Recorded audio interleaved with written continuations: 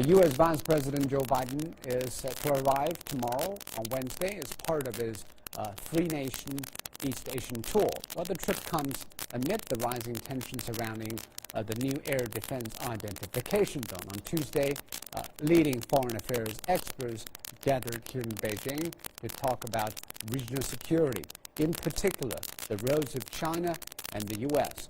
Peng has this report. The latest wave of tensions was not on the agenda when Joe Biden's visit was originally scheduled. China recently established an air defense identification zone covering the disputed Diaoyu Islands, but the United States and Japan have since defied the zone by sending warplanes. China responded by scrambling fighter jets on patrol. This has prompted warnings of further escalation.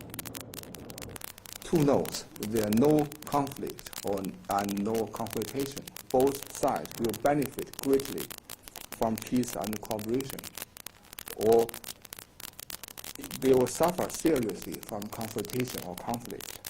China's leading foreign experts taking part in an international conference addressing security in the Asia-Pacific have been speaking of a shift of the major power relations. The core of this idea is to avoid conflict between rising and developed powers, like many times in history.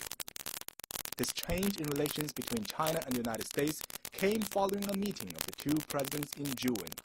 Some believe the key to this new development is trust. If we want to achieve a new type of relationship, we need to model our behavior in the real world, not say one thing and do something else altogether. Well, China has a perfect right to declare an air defense identification zone. The way that China went about it very much smells of the 19th century, not the 21st century. 20 countries have already set up their own air defense identification zones, including the United States and Japan. China's foreign ministry has criticized the U.S. and Japan of double standards.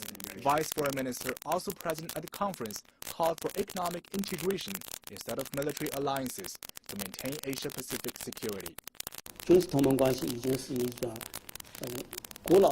We believe that the idea of military alliances has already become outdated, although some still exist in East Asia. If we can upgrade our economic cooperation to the level of the European Union, these alliances will automatically become unnecessary. Throughout the conference, we heard a clash of arguments from experts of the world's two biggest powers. As Joe Biden is starting his visit to China, experts say the differences between China and the United States may not be resolved overnight or over just one visit. However, the common ground is that both sides still aspire development in the post-confrontation. And bottom line is mutual respect of core interests and major concerns. Han Peng, CCTV, Beijing.